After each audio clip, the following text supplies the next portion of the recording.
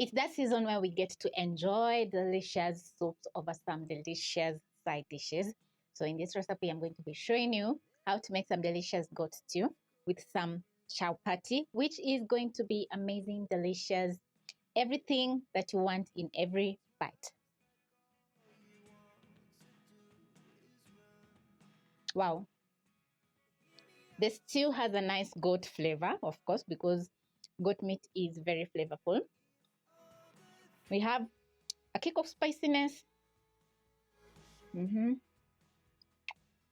Everything is just fantastic, made with the simplest of ingredients. We're going to start off with our first recipe, which is going to be a very delicious goat stew soup. And also we're going to be making some chapati. So stay tuned until the end because both recipes are super amazing. You're going to prep up some onions. We have coriander, garlic. I have some green beans, which I had in the fridge. Tomatoes. We have chili, of course, because I love spicy food. And also we have a few other ingredients which are listed in the description box down below. Of course, you need your goat meat, and this is 3/4 kg, which I've chopped up into bite-sized pieces. You can chop to your own preferable size. I'm going to start off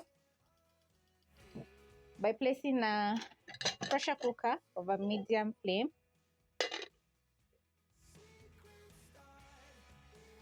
And because the recipe is super easy, we're going to be adding all the ingredients in.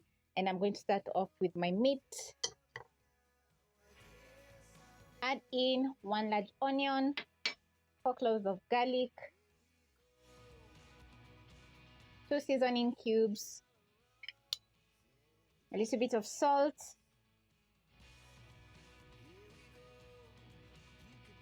a green chili, tomatoes,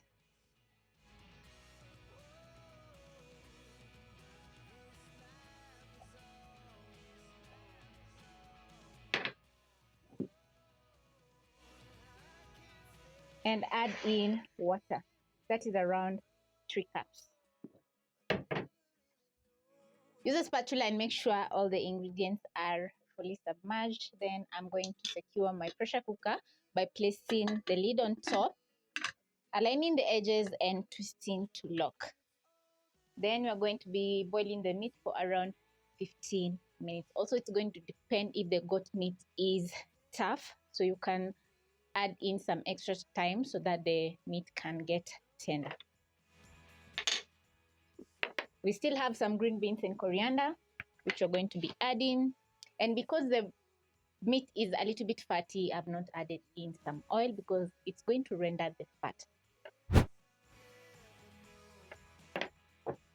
Next recipe, chapati. I'm going to grab some water. And in my bowl, I have 3 cups of all-purpose flour. I'm going to add in a teaspoon of salt.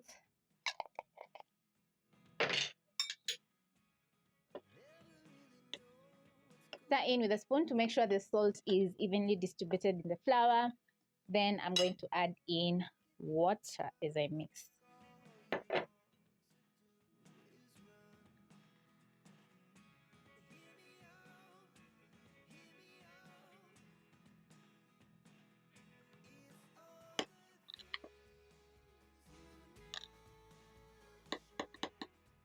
Once you have a shaggy dough just like this, you're going to go in with your hands and knead for around 2 to 3 minutes. I have some extra all-purpose flour. I'm going to sprinkle in a little bit as I knead.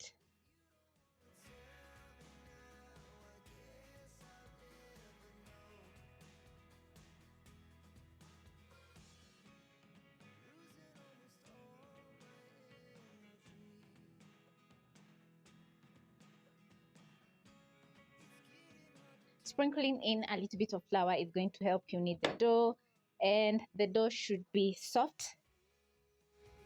So if you notice that yours is dry, you can add in a tablespoon or 2 of water and get the right consistency for the perfect outcome. This is after 4 minutes and this is how my dough is looking. As you can see, it's not sticky at all. It's soft and elastic. So now it's time to rest the dough for around 5 to 10 minutes. as our meat is cooking. So I'm going to place back into the bowl and cover with a kitchen towel so that the dough can rest. As you can see, this is a very small chapati recipe for about 2 people. So you can double, triple the ingredients to make for your entire family. And if you're wondering how to double or triple the ingredients, you can check up here or in the description box for a link where I have made lots and lots of chapatis, which are going to turn out delicious. When the dough is well rested, we're going to go to the next step, which is going to be adding in a little bit of oil. And I'm going to be showing you how to do so. So you're going to spread some all-purpose flour on your countertop. You'll need a rolling pin at this point. Then you're going to roll out the dough.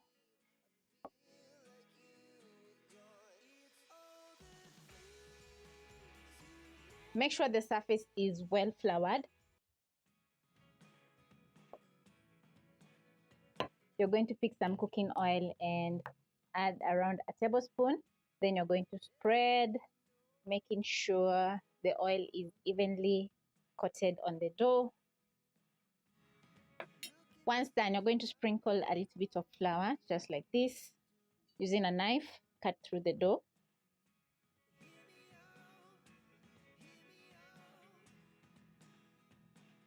Once done, you're going to pick one end of the dough and roll. That is a small one. Pick another strip, tightly roll, tuck in the bottom just like this. Then you're going to place aside. It is super easy, just like that.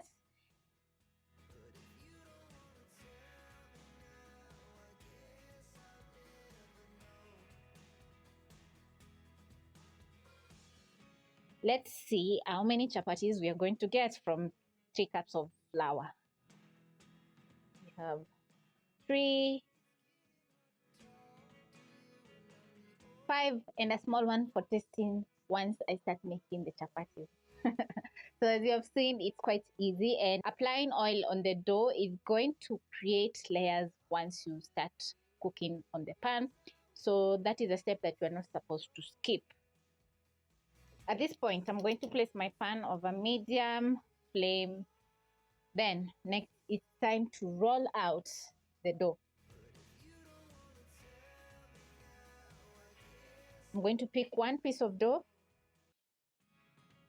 Make sure my surface is well floured so that it doesn't stick. Use a rolling pin and roll out the dough. We're going for the signature shape, which is round. So try as much as possible to push the dough on the edges and not so much in the middle, because once the chapatis are done cooking, the chapati is going to dry in the middle and crack, or it's going to get so dry. Once done, you're going to transfer to your hot chapati pan. And whenever you're shopping for a chapati pan, always make sure it's thick, because it's going to evenly distribute the heat. Hence, your chapati is not going to burn in the middle.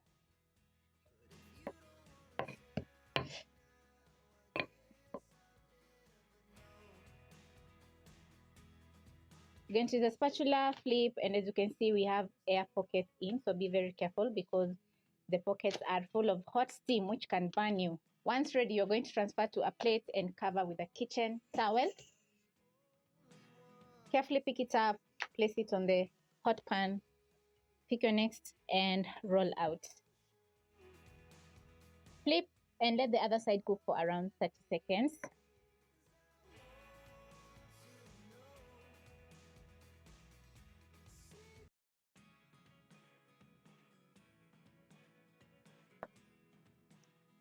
Once done with the first step, this is how your chapati is going to be looking. So what you have done is cook the chapati on the inside and outside, but we have not added in the lovely golden brown spots. So that is what we're going to be doing. But first, I'm going to check on my goat meat, which is almost ready.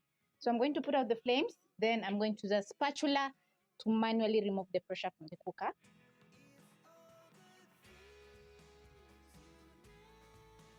Once all the pressure is out, you're going to twist your lid and safely open your cooker.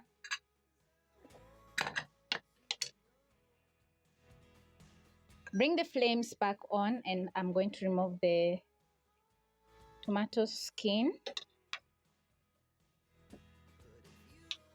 Stir in, and as you can see, we have a layer of fat.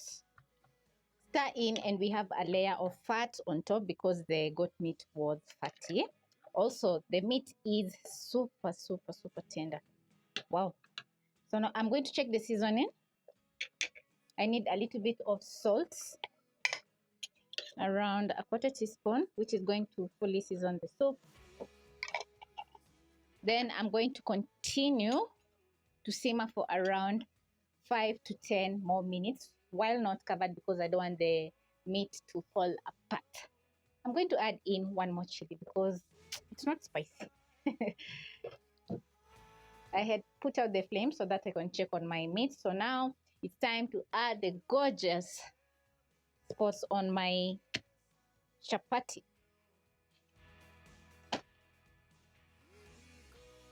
So I'm going to pick 2, place on the hot skillet or chapati pan, and then you'll need some cooking oil for this step.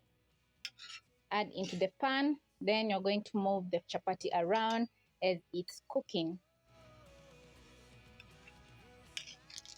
Cook your chapati for around a minute, then you're going to flip, and as you can see, we have some lovely spots. Flip the top one, then you're going to add in some cooking oil for the other side to get those lovely spots. Lift the chapati up, and remember it's very hot right now, so you can use your spatula to move around the chapati. And it's going to take me around 4 to 5 minutes to cook the rest of the chapati. So this is a very fast step, and you have to be on your toes so that you don't burn your chapati. Flip.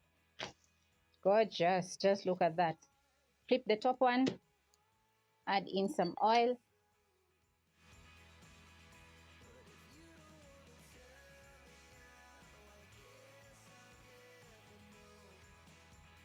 You can tell the chapati is going to be soft by looking at the top. It's super soft.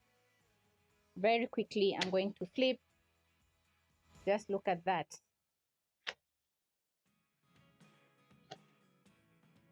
Transfer to a plate and cover with a kitchen towel to trap in the steam.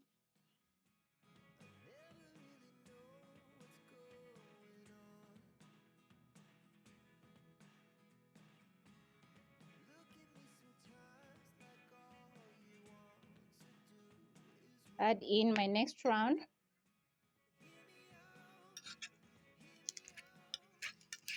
Add in some cooking oil, and if you notice that your pan is getting very hot, you can reduce the flames a little bit so that you don't get burnt chapati.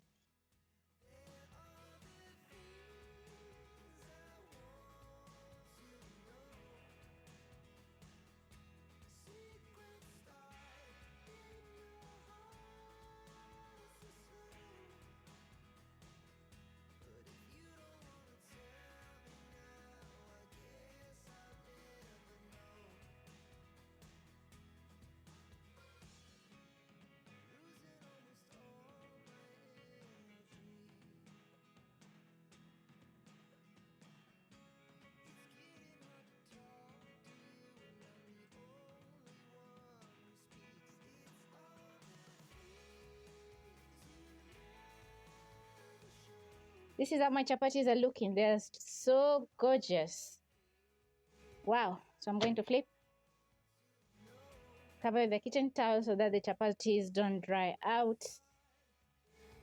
After checking the seasoning, I'm going to add in some green beans and blanch together with the soup for around a minute. You don't want to overcook your green beans because the color is going to be very dull, and also it's not going to be delicious.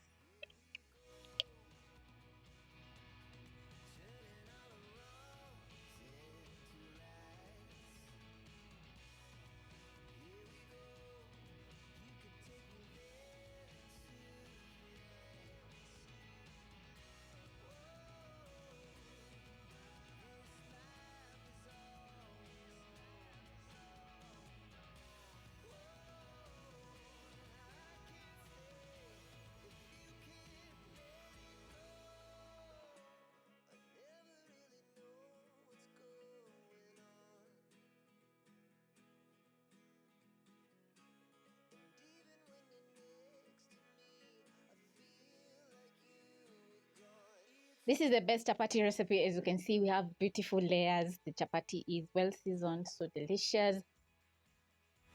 And it's perfect over the goat stew.